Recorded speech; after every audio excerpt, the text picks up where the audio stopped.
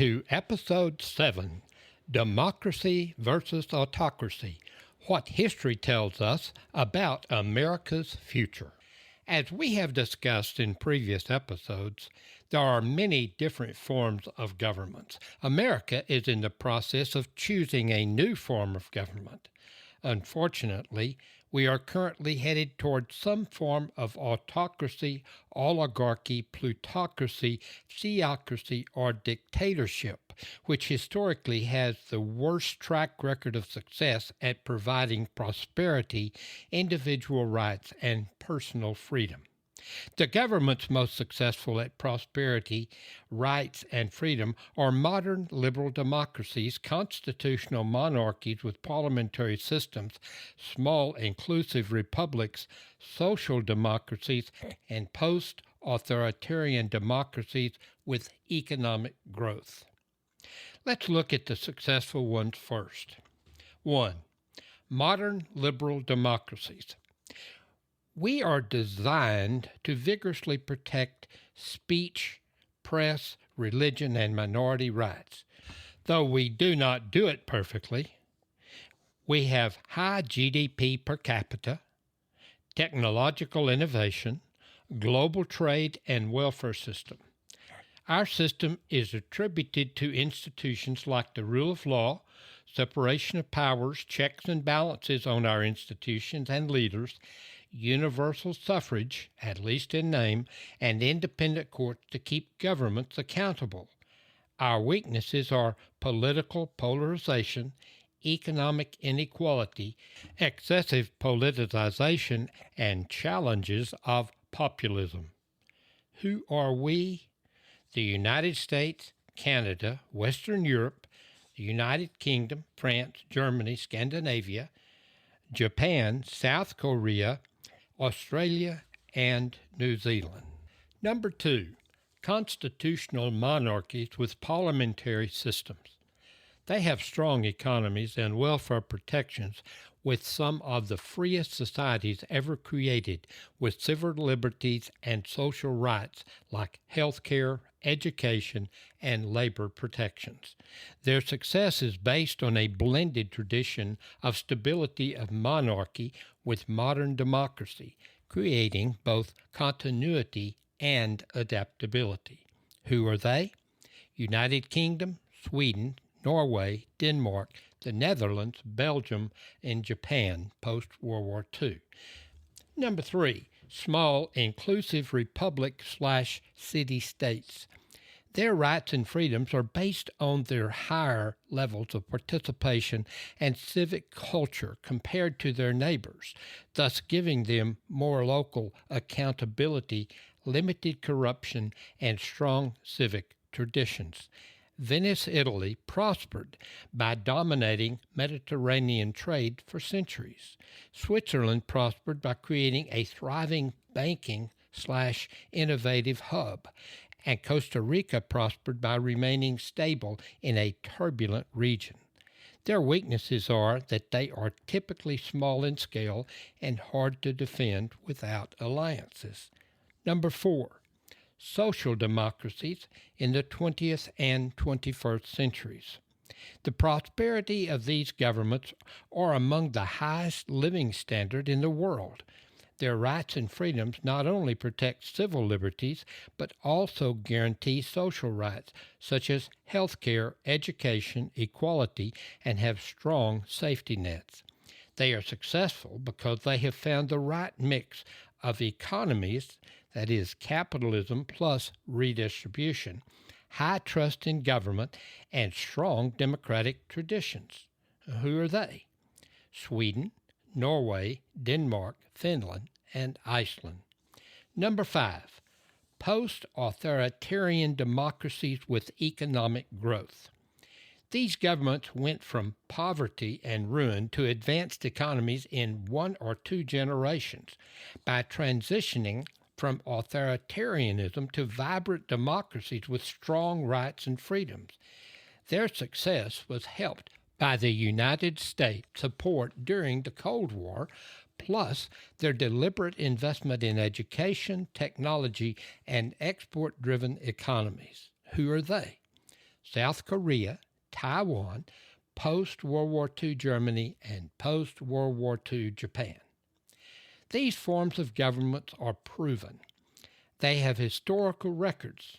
They are not invincible, but compared to the forms of governments we are about to discuss and have discussed in earlier episodes, they should be the models upon which we build our system of governance and fix America. These forms of governments have characteristics not found in other forms of governance. We need to understand what those characteristics are and how they are important. I want to discuss one other hypothetical success story. Obviously, if a wise, benevolent leader controlled a government and made decisions based on what is in the best interest of his or her citizens, it would be a wonderful place to live and work. But wouldn't a wise and benevolent leader recognize that his citizens need and want individual freedoms and rights? Could he be wise and benevolent and not have that recognition? I think not. Would the citizens find their country a wonderful place to live and work if they did not have freedom and rights? I think not. So I would conclude that an autocratic form of government by a wise, benevolent leader would be an exception to the rule. If you think Donald Trump is wise or benevolent, I have a bridge I want to sell you. But first, we have more serious things to discuss. Now, let's look at the unsuccessful forms of governance. Prosperity and individual rights and freedoms are inversely proportional to the centralization of control citizens have in leadership. The more centralized and unchecked leadership is, the less prosperous and fewer rights and freedoms the citizens have. That is because centralized rule typically relies only one person's or small group's knowledge and decision-making ability. That reduces competition, innovation, and may fail to consider all alternatives and options which could stifle long-term growth or other risk. An example is Trump's extensive and explosive abuse of tariffs. He is creating economic chaos. If he wants to inspire manufacturing in America, he needs to show stability, not chaos, according to most economists.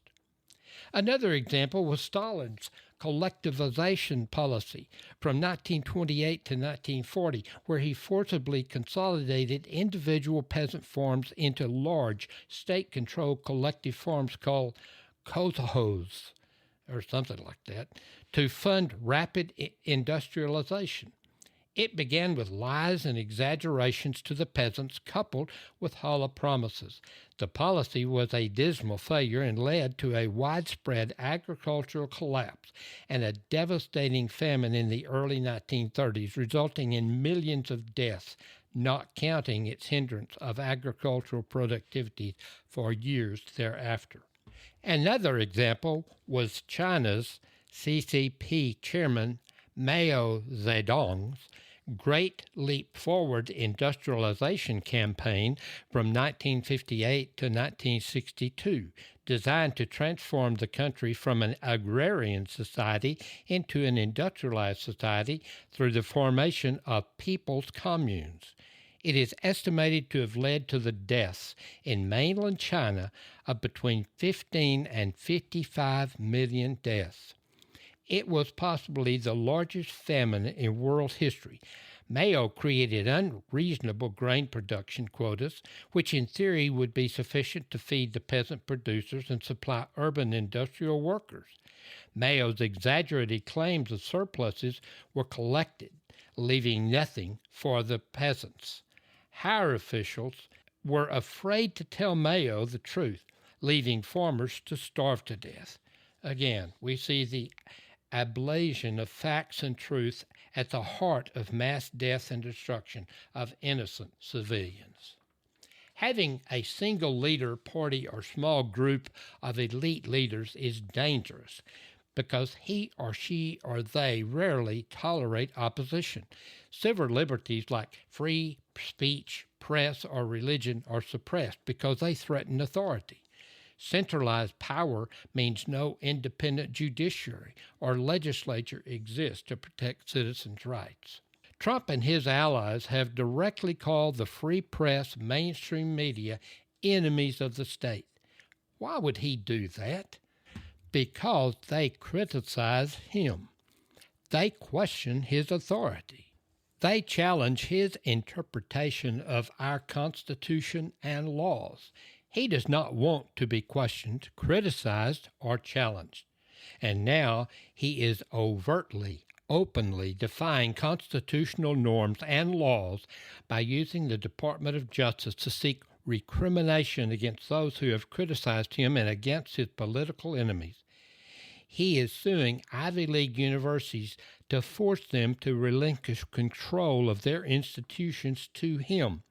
He is demanding control over who they admit into their schools, what they can teach, and even what the racial and ethnic makeup of their student body can be. He is using his supposed power over the purse strings of the legislature by threatening to cut funding to the schools if they do not comply. Trump is also attempting, with some success, to do the same thing with private business. He has even forced one large corporation to give him a percentage ownership in a venture. He wants control over our cities, our universities, our businesses, our federal agencies, the courts, the legislature. In other words, he wants to be our king. Getting back to our main topic, the more absolute the ruler results in less space for individual choice. Highly centralized regimes aim for control through censorship, propaganda, and surveillance. If citizens gain any security or social benefits, it will be offset by restrictions on personal freedoms. Again, we look at Trump and we see what he has done. Like Adolf Hitler and Joseph Goebbels, Trump has used Fox News and other dedicated right-wing news outlets to propagate his lies, misinformation, and disinformation steadily and robustly. Trump is vigorously attempting to take control of the Department of Defense. He has successfully installed his lackey to obediently carry out his orders, a person who is unqualified to hold that office. He has attempted to rename it or to put his brand on it, the War Department, to make it his. And he has convened all senior officers before him at tremendous cost to condition them to become his personal policemen of the civilian population of America, which, by Trump's account, is totally out of control. He fabricates the lie that America is at war with itself. He has said he wants to use the military to exact revenge against his political enemies, who he has identified as anyone who disagrees with him. That group he identifies as being immigrants, black people, his critics, and the right-wing media. It is a large group that he needs the military to drag from their homes and offices, as Hitler did. If we do nothing, and Trump and his allies are allowed to complete their mission, we will not have a democracy when it is all over. It will be some kind of autocracy with Trump deciding what is best for not only the country, but also its citizens. Here's the rub. Trump could care less about us. He is focused on himself. He wants money and power, and there will never be enough of either to satisfy him. He will completely erase honest journalism and replace it with his state-controlled media designed to exclusively glorify him and his alleged accomplishments. He will continue to strengthen the military alliance around him and expand it to quash dissent and mimic his mentors, like Putin, who eliminate their opposition.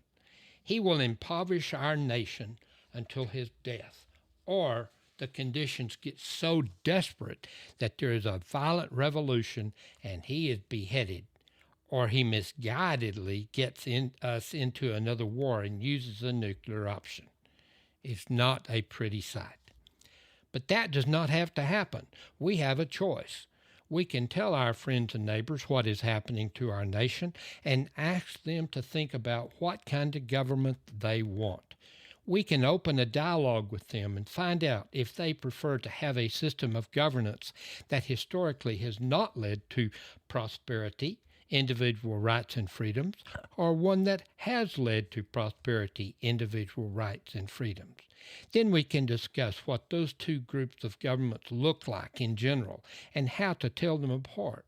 We can talk about the differences between totalitarianism, autocracy, dictatorship, theocracy, authoritarianism, oligarchy, plutocracy, anarchy, and fascism, and ask them if those governments offer them what they want. Do they have historical basis upon which they want to place their trust and confidence? Or would they prefer instead to focus on republics, capitalism, liberal democracies, constitutional monarchies, parliamentary systems, or social democracies and their histories of success? One last thought for this episode. There is no utopia. No system of governance is perfect for everyone. But I think most people would agree that some form of governance is necessary.